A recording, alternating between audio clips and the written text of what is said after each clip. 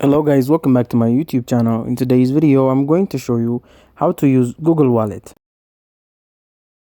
First of all, open the Play Store or App Store on your mobile device and make sure that the Google Wallet app is updated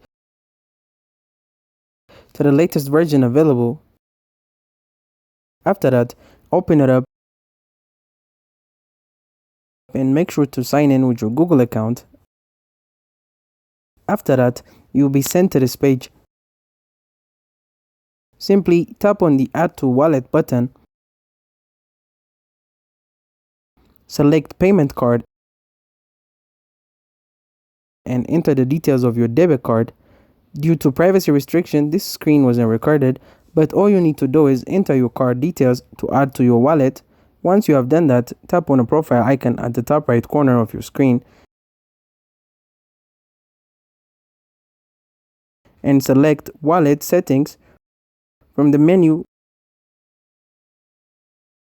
Now you'll be redirected to this page where you will be able to enable this feature for your wallet. So that's it. Thank you guys for watching this video. If this video was helpful, don't forget to like and subscribe to my YouTube channel.